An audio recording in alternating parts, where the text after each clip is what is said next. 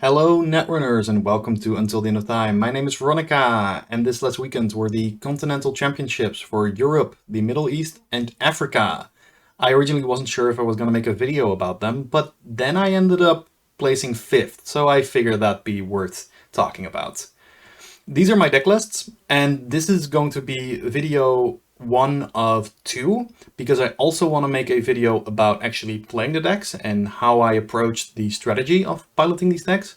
But I wanted to make this video specifically talking about how I got to playing these two decks, what they're about, and why I think one of my decks actually wasn't that good. I think that my Precision Design deck was very well situated, and I think I was very happy with it. It didn't lose me any games in the top cut, and it only lost me one game in the Swiss rounds, which I think is a very good performance. Meanwhile, my Lat deck performed similarly in the Swiss rounds, only losing me a single game, but lost me both of my games in the top cut, leading to my elimination. And I don't think that's a coincidence, which is something that I'm going to be talking about in more depth. If you're just here for the deck lists, here they are. They're also in the description. Thank you for watching. Leave a nice comment, I guess. But I do actually want to go into a little bit of game theory concerning these decks and tournament play in general. Before that, I do want to just quickly mention that I would really recommend you play in a tournament. I would suspect that if there are Netrunner players subscribed, you're probably on the more casual side of things, and that's okay. I would consider myself to be more casual too.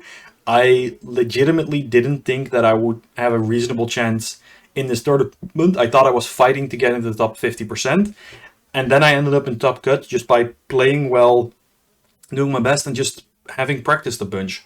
So obviously don't expect to go into a tournament just going into the top cut and crushing everybody, but also it is probably less of a hurdle to get into tournaments right now than it has ever been.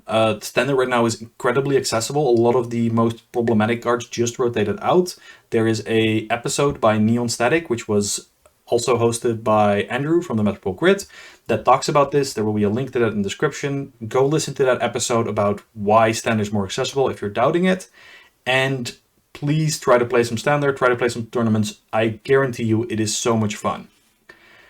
Speaking of which, Andrew from the Metropole Grid he's a freaking hero. He's the reason why I participated in this tournament, why I ended up going, because he was just he's such an enthusiastic, focused, well-spoken, and like he understands what new players need to hear in order to get better at the game.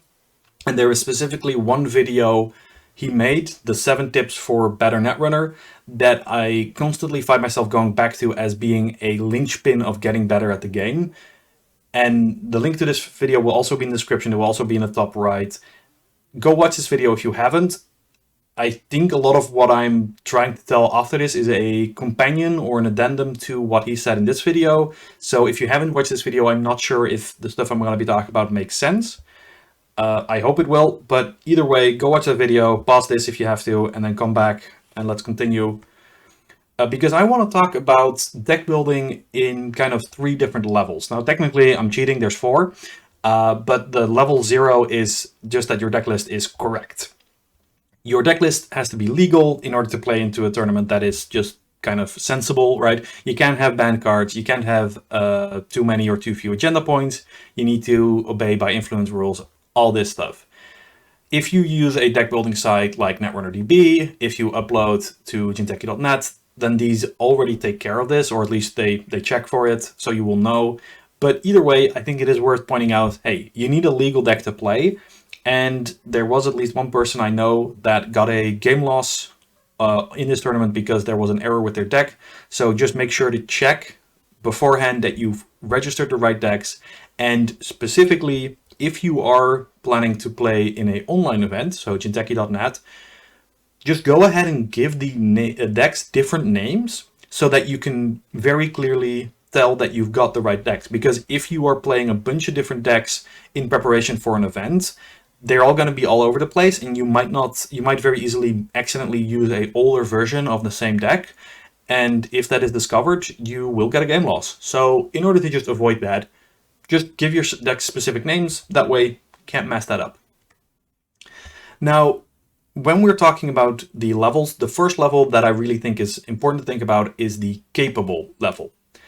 Capable means that your deck isn't just a random pile of 45 cards, but you have put some consideration into making sure you have enough economy, making sure you have enough ice if you're playing the corp side, or on the runner side, that you have all the icebreakers you'll need to get through that ice. And very importantly, that you have some kind of win condition.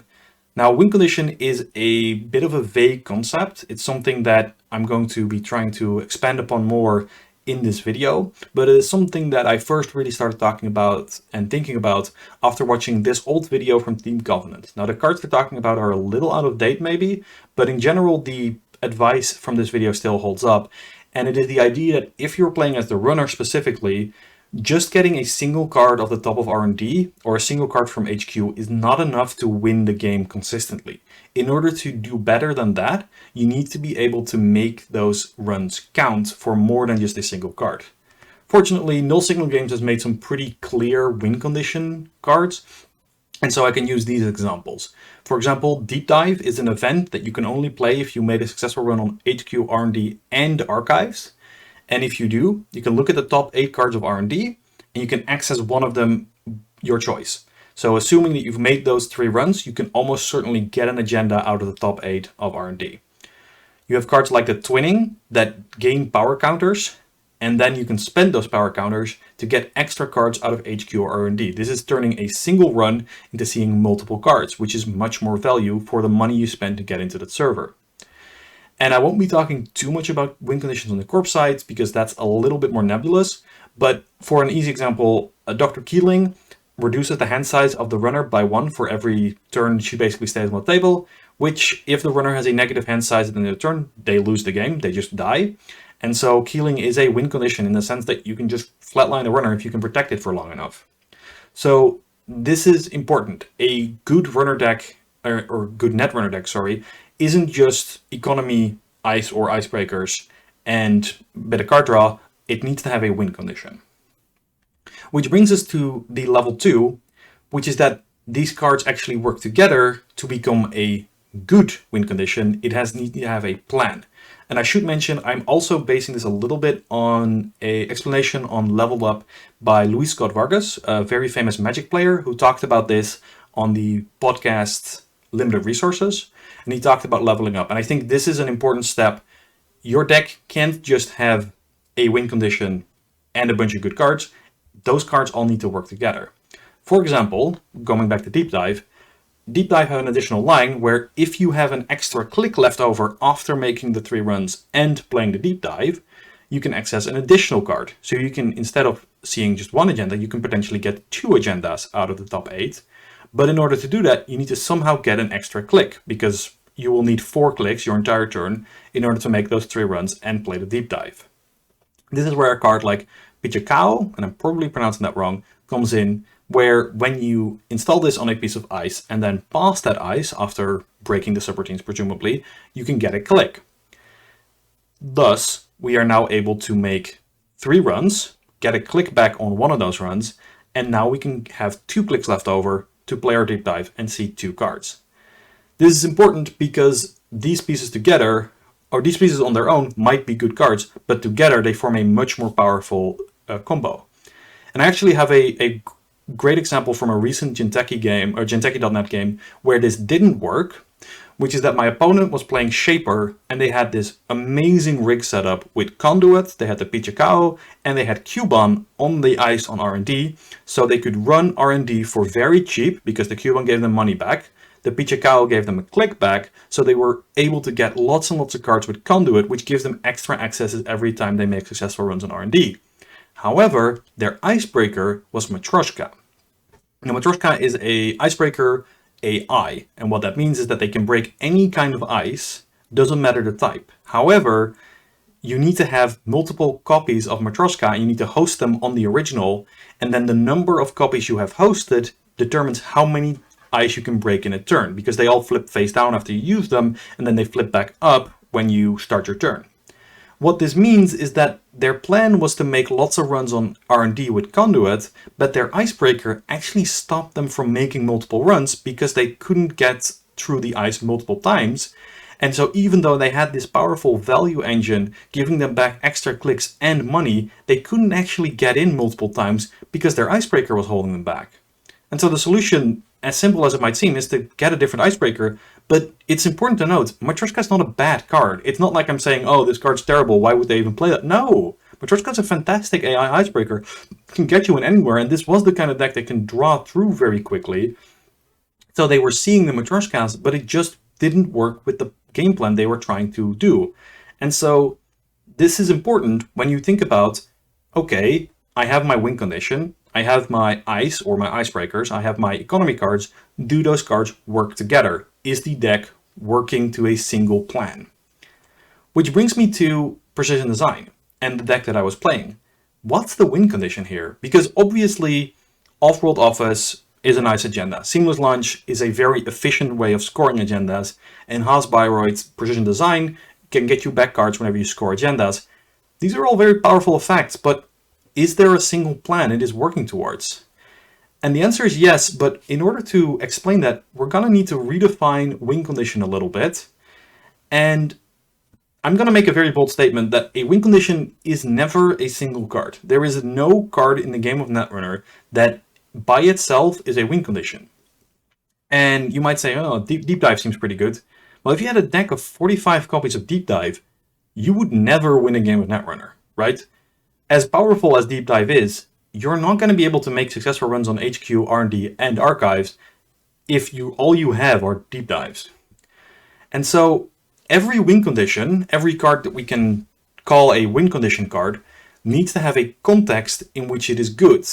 And additionally, most win conditions don't win immediately when you reach that context. So that's a bit of a, broad statement. Let me try to narrow it down a bit, again, using Deep Dive, right? The context that we're talking about is, well, we need to be able to run HQ, R&D, and Archives, so we're probably going to need all of our icebreakers. We're going to need to have a lot of money ready in order to make those 3 runs. We need a Deep Dive in our hand. If it's in our deck, it doesn't do anything. And we need probably to have a Pichakao installed so we can get that extra click. Additionally, there are cards the Corp could have that stop us from achieving our win condition. If they have a border control, for example, they can end the run as a paid ability that we cannot break, and therefore we would have to, if they have one of those on Archives, R&D, or HQ, we might need to run that server multiple times. If they have a Crisium grid, the runs against that server don't count as being successful. So we can't actually get our 3 successful runs as long as there's a Crisium grid. We're gonna have to get that off the table. This is additionally that Deep Dive actually doesn't say win the game when you accomplish this goal, because against most decks, you're only getting 4 points when you do the Deep Dive. You might get 6 if you're playing against a deck that runs multiple 3-pointers, but on average, I think I usually get 4 points at most out of a Deep Dive where I steal 2 cards, right? You get 2 2-pointers.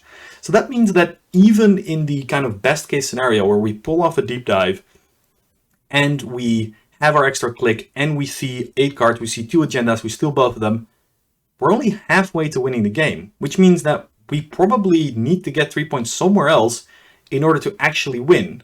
But still, Deep Dive is our win condition. This is very much you play this card, you probably win the game, but not in every single board state. You do it in a specific board state. And therefore, I would like to define win condition as a board state, which, if not disrupted, leads to a victory in a decisive manner. Now that is incredibly vague, I am aware of that, but the point being, don't define win condition as a single card, define it as a board state you're trying to achieve. For Deep Dive, that is, we know what the ice is, we know we can get through it, there are no cards that require us to run multiple times, and we can get that extra click. Additionally, we're probably gonna just steal an extra agenda at some point in the game, which will get us to that 7 point. The important thing is that which, if not disrupted, should be read as fairly narrow cards, right? Just being, hey, I'm gonna score agendas behind a single piece of ice. Oh no, the runner disrupted it with their icebreakers and money. That doesn't count, right? We should assume all decks run icebreakers and money. Specific tech cards, cards like Border Control and Crisium count as disruption. Generally played cards like icebreakers and money do not. And so now we get to the precision design win condition, we have defensive upgrades on the remote server. We have cards in that remote server that stop the runner to get in and just steal the agenda while it's in there, and it should only be there for 1 turn. Those cards are cards like Anoetic Void, which lets us pay 2 credits and 2 cards to end the run, and Managram Skunkwork, which requires the runner to pay a lot of extra in order to get into the remote. Both of these together are amazing. It basically stops the runner from getting in altogether, but even just one of them typically slows down the runner that they cannot get in for 1 turn. And the important thing is that we can keep doing this. The reason why this is a win condition is that it doesn't fall apart after we score a single agenda. The plan is that we use the seamless launch to score out an agenda on the cheap, and then we get the seamless launch back with precision design, which means that we are threatening to do this again next turn, and the turn after that, and the turn after that. This is the win condition. Having a remote server with defensive upgrades and some ice in front means that we can keep putting agendas from HQ directly into that remote. They're never at risk of being stolen by the runner in HQ, and we have this tempo that if the runner doesn't stop us, we are going to very quickly win the game, right? That is the point of this win condition. If the runner doesn't interact with us, doesn't stop us, doesn't take apart our remote server or trash our seamless launch or otherwise prevent us from getting these agendas, we are going to get the 7 points in a real hurry. And there is not really a simple answer to that, right? Just ice and eye breakers and money isn't stopping you here. Okay, so we now get to level 3, which is the competitive level. That means your deck actually lines up against the rest of the meta when you're playing in a tournament. Now, important to caveat here, if you are a new player or you're just getting into standard, you might be like, I don't know all the matchups, I don't know every card. Don't worry, you don't have to. I certainly didn't, and we'll get into how I misread the meta in multiple different ways, but how I got into what I knew was just playing on Decklists.net a bit, seeing what decks people are playing, checking out Always Be Running, right? See what the other tournaments that are currently going on. You can typically see the deck lists of the big winners and see, hey, it looks like this ID often shows up, or maybe, a lot of people seem to be on this particular deck list. That might be worth keeping in mind. If you go onto YouTube, there are several very good Netrunner players who do YouTube videos. I already mentioned Andrew from Metropolitan Grid. There's also Yesengrin, Jeff, who makes fantastic videos. He talked about an Arasana deck that definitely made an impact on the meta. Twitch, the current world championship and person who won the Continentals event, Soka234, definitely hosts a bunch of Twitch streams. And there are podcasts, right? Podcasts like Neon Static, ShadowNet, Retromancer. There's also the Flumpcast, but that won't make you a better Netrunner player, as they have said themselves. So there's a lot of content out there, and you definitely don't need to look at all of it, trust me. But having some sense of what you might be going up against doesn't just make your deck better, it also just makes your play better. If you know what you might be facing, you can have some idea of what cards are important, whether or not you need a mulligan for a specific answer. And so here are my guesses for what I would be facing as playing as the Corp, so which runners might be a threat in the tournament that I was expecting. I thought that Hoshiko and Freedom were the most likely Anarchs. Hoshiko has always been a very powerful Anarch. She has an incredible economy engine, and she's probably going to be relevant for the time that she remains in Standard. Freedom is quite disruptive, and there were a couple of very good virus cards in the most recent set. 419 and Sable seemed like the clear winners on the criminal side of me, for me, and then I was expecting probably some other people to be on Lat. Lat had a good card draw effect, and Jeff just made that awesome video on Arasana, which got me the idea that probably some people would be trying that deck, so I was expecting to see quite a bit of Arasana at the tournament as well. Turns out I was about half right. Turns out Sable was more popular than 419, but, still got that mostly correct. There were apparently a bunch of ASA lists, but I think I only played against one ASA in the entire tournament. And there were Tau lists as well, more than Lat lists, but I didn't see any of those. That being said, I got it mostly right? I got the important stuff right, which is what are these decks trying to do, and how does my deck try to play against them? For example, against the Criminal matchup, why are you playing Criminal? Well, you're almost certainly playing Criminal so you can play Diversion of Funds. This card is fantastic. It lets you steal 5 credits from the Corp, and it is 5 influence, so it is unlikely to be played anywhere else. So if you are playing Criminal, you're almost certainly playing 3 copies of this card. And then you're probably following that up with some powerful HQ pressure. So what is my answer to how do I beat Criminal? Well, I don't need a specific answer because my game plan is already quite good at scoring while on low credits. Seamless Launch gives me 2 advancement counters for a single credit, which means that even if you get most of my money, I can still threaten to score out in the remote. For example, even if I'm only on a single credit at the start of my turn, I can score a 3-2 agenda by seamless launching it, spending a click to gain a credit, and then advancing that card one more time. And while that might seem like a relatively, niche situation, the thing is that not only is the version of funds losing you 5 credits, it's also giving them back 5 credits, which means they are probably going to be attacking the remote server, meaning you need to spend money rezzing ice. 419 has built-in credits drain as well, and Sable has the ability to potentially make runs without having to spend the click or getting a click back. This means that against Criminal, your money is the most important tool because that's the one they are going to be pressuring the hardest. But my deck didn't need a special answer to that. It just had, I am very good at scoring while on low credits, therefore your game plan isn't going to just blow me out of the water. And that's very important. Having a game plan that lines up against the meta doesn't mean you need to be blowing the enemy decks out of the water. It doesn't mean you have to beat them decisively. It just means that they can't just knights out you.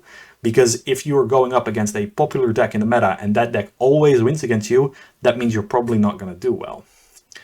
So similarly, how do I beat Arasana? Well, Arasana is all about Trojans, these icebreakers that you host on the pieces of ice.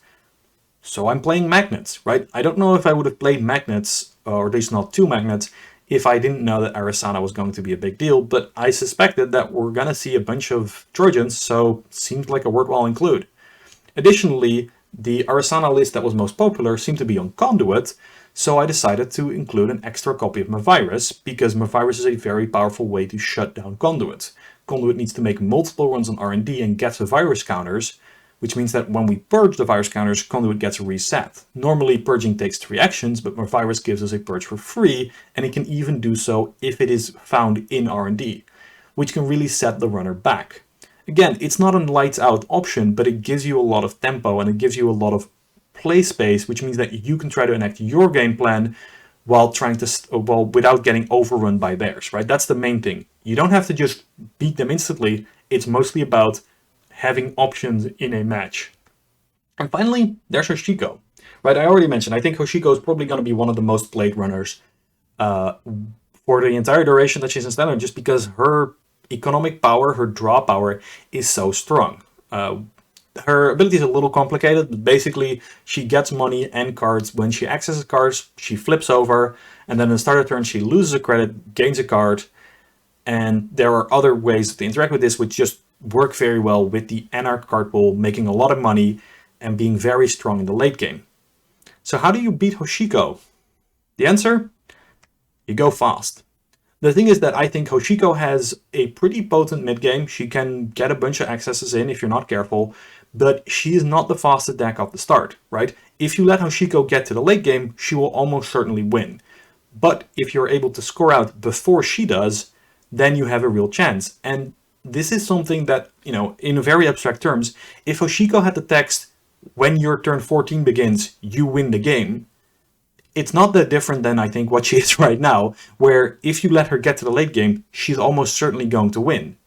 But that means you have to win before she does, and there are options for that, right? This deck, I already mentioned, can score out from low credit totals, can score out very quickly, but it also has a couple of edge case cards in case we go up against Hoshiko, and these are both one-offs. These are cards I specifically included to make sure that I could beat Hoshiko because I was expecting to face her a bunch, and I did. So cards like Anoetic Void make the server really hard to get through, right? Managram Skunkworks you can still pay through, Anoetic Void just says no. And if all I need is one turn where Hoshiko can't get into the remote and then I can score out, then Anoetic Void is the perfect card for that situation. Likewise, Biotic Labor is a way to score a 3-2 out of hand without having to let it sit on the table for one turn. Both of these cards are one-offs because the idea is that I will only need them at the very end of the game, right? I will only need them once we've gotten to 5 or 6 points. All I need is one more agenda score in order to win the game. So I'm probably gone through most of my deck and I've seen these cards, right? I have a chance to draw into these cards. I don't need to run 3 copies of Biotic Labor. I would need to completely change my deck and make my deck much worse in all the other matchups, because I'm expecting that against Hoshiko, I may need 1 Biotic Labor to close out the game, and that's it. So I'm not making my deck much worse in other matchups, but I'm having I'm having a way of playing that will beat Hoshiko if she gets to the late game. If she can always get into my remote, I can still win the game, because I have a single copy of Biotic Labor, and I will probably draw it before we get to the end of the game. So that's my Corp deck, and that's how my Corp deck answered the meta. So what went wrong with Lats? Because I already alluded to at the start of the video that I was not happy with my Lats performance. I put that down to a pretty straightforward problem, because I do think that my Lat deck was quite coherent. It had good icebreakers for the kind of playstyle I wanted to have. It had a lot of economy that worked with the game plan. I wanted to make lots of runs, so I had a lot of run-based economy. I had ways of getting even more money with prepaid voice pad, which let me get money for events, and I was playing lots of events. So I would say that my Lat deck was very much a coherent deck, but it was not competitive. And the reason that I say that is that I grossly misjudged how fast the Corp decks would be. I blame this mostly on having played a lot of this kind of Lat in startup, where Corps were just naturally a couple of turns slower, and Lat was probably about a turn faster because we could still run the green orb that gives you credit every turn. I forgot the name. That's fine. The idea is that Lat Deep Dive, the kind of style that I was playing, was based on early aggression, making runs, getting to that 4-point place in the game early, so that then I could at any point threaten a deep dive to win the game. Because if you are at 0 points and you pull off a deep dive, you do not win the game, right? We talked about this earlier. In order for deep dive to threaten to win the game, you need to be on 3 or 4 points already. And so I was running cards like Jailbreak, which are excellent early aggression tools that can let you see extra cards, draw cards, and don't cost any money other than the ice you have to get through in order to make these runs. The problem is that Corps were icing their servers up very quickly with very taxing ice, and I was running behind in my economy to try to keep up, and I just didn't manage to. I just didn't manage to keep up using cards like Jailbreak. And so the aggression part of the deck didn't line up very well against the current meta. It just meant that I was trying to either make runs that I knew wouldn't succeed or barely had any chance of success, or I was throwing out cards like Jailbreak in order to draw for my economy cards. And so, does that mean I think Lat's unplayable? No, absolutely not. But I think I have to change the way the deck plays. I can't be running cards like Jailbreak, and I would much rather run a card like Teleware Contract. This is just another economy card, right? I just need more money, faster, so that I can be in the position where I can be threatening my deep dives, at which point I might have to play both copies of Deep Dive in order to win the game. Instead of being an aggressive deck, my deck just needs to be fast to the mid game, and then get to this point where I can deep dive you twice and win the game. And Jailbreak doesn't line up in that game plan, right? And Jailbreak on its own is not a bad card. I have played aggro Lat deep dive decks, and they worked, but not in this meta. And alternatively, maybe instead of playing more economy, I switch the influence around a bit and I go into more of the twinning, and my game plan is to make multi-access runs on the centrals so that I can try to get without having to do the full deep dive, right? If there is an exposed server, I can see all the cards that are in there every turn because I have the power counters. Maybe I also need more sources of recurring credit so that I can use those power counters more reliably. So the answer here is that my Lat deck is perfectly playable, and if you play it, I think you're going to win a bunch of your games. But at the competitive level that it was required, it fell flat in the face of a meta that was able to keep me out of their central servers for the early game, and therefore my Lat deck wasn't able to win off of a single deep dive. Which was fine in the Swiss event, because in the Swiss event, I think, I played up against a bunch of other level 2 decks, but I just didn't quite get the level 3, which was required to go to the top cut and win the tournament. And so that's my view on the levels of deck building, and it's kind of, I'm trying to see this as a tool to consider and talk about deck building rather than a definitive guide, right? This is not how to build a deck. This is think about your deck in these terms when talking to other people, when thinking about the meta. It will help you communicate, and I hope that helps. So obviously your deck needs to be correct. We don't have to spend a lot of time on that. Your deck needs to have a bunch of money. Your deck needs to have icebreakers or ice. It needs to have some kind of win condition. We talked about win condition as a concept. Your win condition and your economy and your other parts of your deck need to work together. Your deck has to have a plan that is working towards to execute, to win.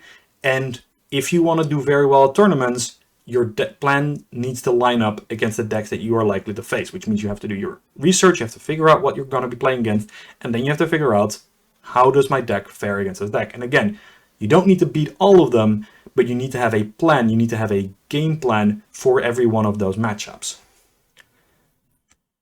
Alright, that was me. I hope you enjoyed watching this. If you did, maybe drop a like or leave a comment.